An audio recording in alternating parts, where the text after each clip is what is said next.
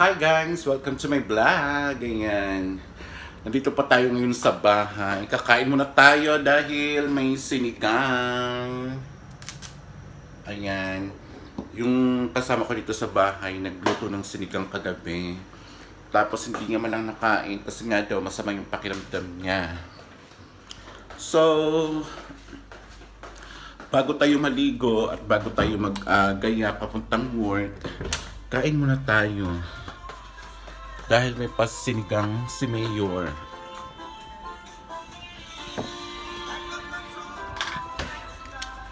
Yun, alis tayo agad kasi may pa-sounds. So, kakain muna tayo guys bago tayo maligo. And papasok na sa work. Ayan. Actually, hindi sana ako kakain. Dahil maliligo na ako tapos na ako magluto. Hinihintay ko lang maluto yung rice ko. Ayan. Yung rice. Tapos kakain. After kumain, maliligo agad. And then, yun na, magagaya papuntang work. Kasi nga, kakatawag lang ngayon ng aking isang customer. Na sabi ko, 1:30 ang pasok ko. So sabi niya, okay, I'll let you know if I'm available at afternoon. So sabi ko, sige, okay sir, thank you, ganyan. So kakain na tayo kasi may ibang kanin naman dito. Ayan, yung kasama ko may kanin naman na nakitang. So ito na lang muna kainin natin, tapos sabihin ko na lang sa kanya na kuha na lang siya dito ng kanin ko pag nakauwi siya nang wala siyang kanin. So ayun, so mamaya ulit guys after ko maligo, and papakita ko sa inyo kung papasok tayo later. So see you. So ayan guys, palis na tayo. Going to work na tayo. Tapos na ako kumain, tapos na ako maligo. Going to work na tayo. And ganito talaga ako guys. Nagsusuklay talaga ako habang naglalakad ako. As you can see naman, nakikita nyo sa mga past videos ko, nagsusuklay talaga ako dito sa may malaking salamin dito sa baba. So, ito yung parang ano ko, dito ko nakikita yung buong katawan ko. Dito ko nakikita yung buong itsura ko, kung haggard ba ako o fresh. Ayan, so dito lang talaga ako nananalam eh. Bakit ba? So ayan guys, paalis na tayo. Pa-work na tayo. Medyo tanghali tayo ng konti. So laban pa din. Mag-sunglass tayo kasi ang hangin. Ayan na naman yung malakas na hangin. Baka may bigla na namang ano dyan, mabagsak. Ayan guys, naalala nyo ba yung ano, yung may bakal na malaking bumagsak na ano ba yan? Signage yan oh. Yung brown chocolate na ano na yan, signage. Pinalitan na nila. Ayan. Pinalitan na nila. Dati yung bakal na nalaglag na nilipad ng hangin. Siguro hindi maganda yung pagkakagawa nun, o hindi matibay. And in good thanks God lang talaga na walang ibang taong nakatambay or nakatayo doon sa mismong pinaglaglagan ng bakal na yun. Kung hindi, talagang patay talaga. So ayan, medyo hirap tayong makatawid ng konti dahil may mga sasakyan. So ayan guys, mamaya ulit guys, update ko kayo guys pag nasa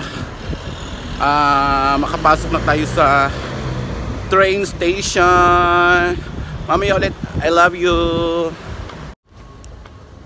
Ayan guys, nandito tayo mismo sa loob ng metro train station. And mag-escalator na tayo. And sana hindi pa tayo late. So 5 minutes pa yung hihintayin nating train para makasakay tayo. Ay nako, ang lapit-lapit lang na nilalakad ko pero hingal na hingal ako. So ayan guys, nandito na tayo sa loob ng train. So ipapakita ko sa inyo ang lugar ng ating lugar dito kung saan tayo malapit nakatira. Okay. Ayan yung daanan ng train guys. So ayan, hanggang sa dulo ng walang hanggan yan. Ayan yung mga building, ayan. So makikita nyo guys, diba? Syalan ang mga building. So ayan, so tapos hanggang dito, hanggang doon, hanggang doon, hanggang doon. Sa dulo ng walang hanggan din doon sa dulo na yun.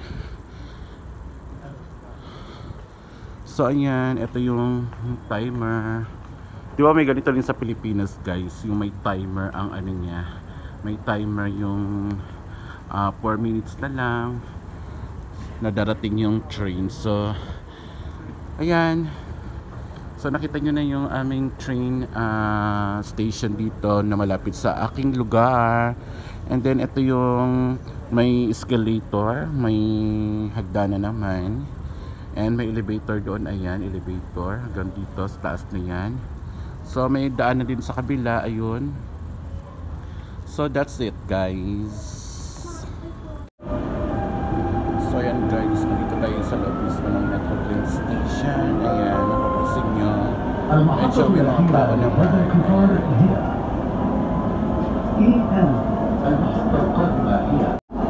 Ayan, hanggang sa dulo yan guys. Maraming tao dito ngayon dahil Saturday ngayon. So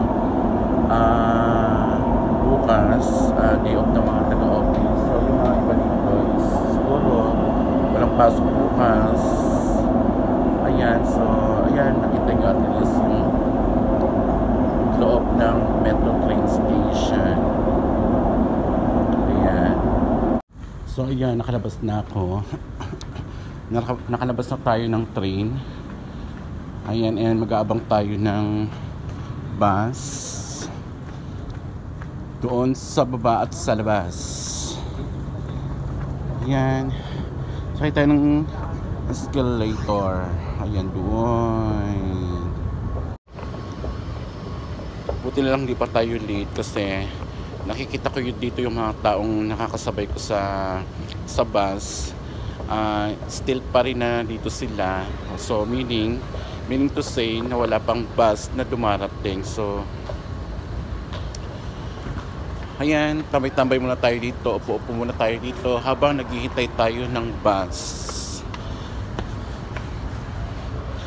Ayan, upo muna tayo dito sa may hagdanan habang naghihintay tayo ng bus. Kasi pag doon tayo sa labas maghintay, may waiting area naman doon.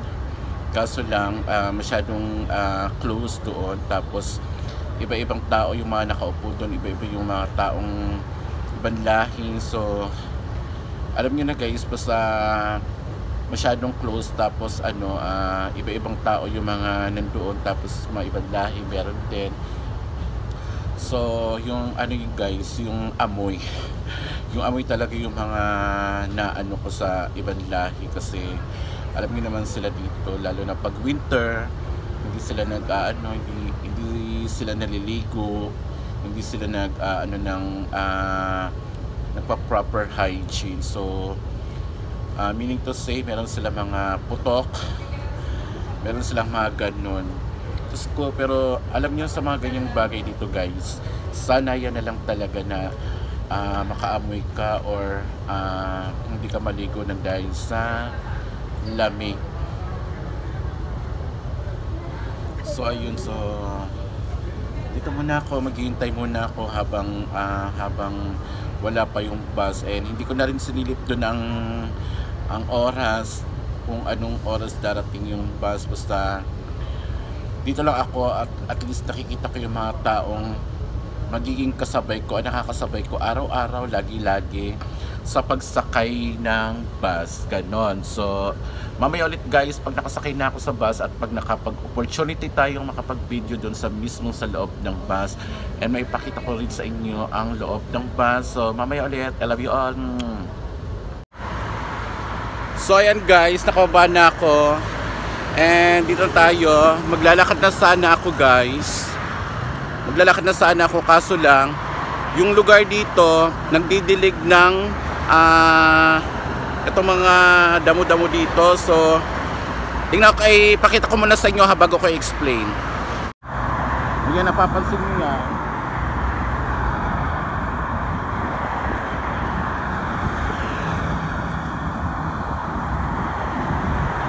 Nagdidilig sa mga kadamuhan. Kaso lang kasi ang baho kasi ng tubig na yan. Dahil nga galing yan sa baba ng lupa, parang kanal na rin. Tumakbo-takbo na ako. Hiningal ako sa kakatakbo. Kasi guys, ang baho ng tubig na yun. Ang mabaho yung tubig na yun kasi nga galing sa ilalim ng lupa. And then, alam nyo naman dito may mga kanal-kanal. So, hindi na ako, tumakbo na lang ako para, alam nyo yun, kasi ang baho nga. Baka matalsikan tayo, tapos yung hangin, ang lakas pa ng hangin. Ay nako. Ay, hiningal ako. Ayun na yung bus na dumaan na yung bus na sana sasakyan ko rin na dadaan lang sa likod ng namin, shop namin.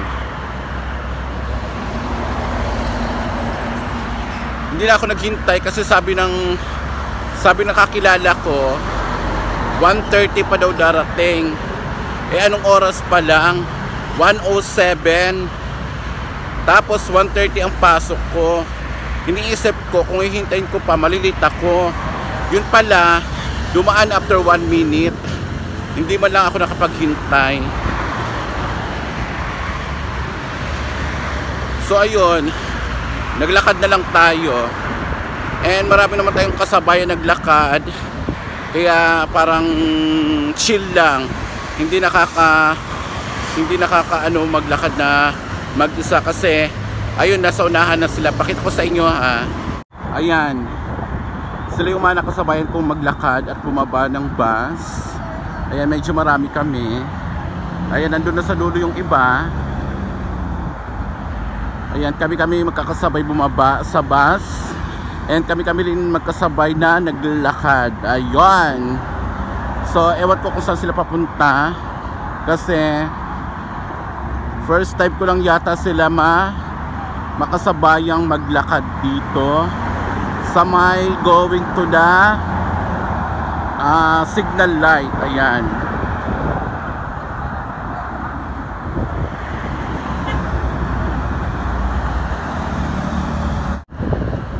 Ayan, sila yung mga nakasabayan ko guys. Napakalakas na naman ang hangin. Tingnan nyo yung mga puno. Hinahangin na naman. Malapit na mag-start ang Ramadan. Siguro last week of this month pala. Yung English nating balubaluktot. Last week of this month mag-i-start na siguro yung Ramadan. So I'm not sure pa dahil hindi naman ako Muslim. But I'll try to ask my naman. Nagtanong naman ako sa mga kasama ko sa trabaho, mga Muslim, kung kailan yung Ramadan. So sabi nila sa katapusan daw mag-i-start siguro mga 28, 29, 30, mga ganyan daw. So mismo sila hindi pa nila rin sure kasi nga magdedepende sa buwan siguro yun, sa moon. So yun yung paniniwala nila ang mga Muslim. Yun ang paniniwala nilang mga Muslim. So mamaya ulit guys, update ko kayo kasi tatawid tayo. So maraming sasakyan, mas delikado maggawa-gawa ng video pag tatawid tayo. So mamaya ulit guys. So ayan guys, nakatawid na tayo. Napakalakas talaga ng hangin, super lakas ng hangin. Ayan, napapansin mo yung jacket ko. So yung mga kapunuan din guys, napapansin nyo, lakas talaga ng hangin. So ayan, malapit na tayo sa salon. So mas okay siguro mag-end na tayo sa ating vlog guys, kasi for sure nandun yung mga kasama ko ngayon. So please don't forget to like, comment, and share guys. Please lang naman. Most especially mag-comment kayo guys, para naman kahit paano nare-recognize ko kayo. And ma-shoutout ko naman kayo sa pagdating ng tuwing magla-live tayo, at least na-shoutout ko kayo. So please naman guys, don't forget to comment para naman kahit paano. And please don't forget to click the notification bell para updated kayo sa lahat ng mga ina-upload kong videos guys. So this is Sugar Babe, thank you so much, I love you all, bye.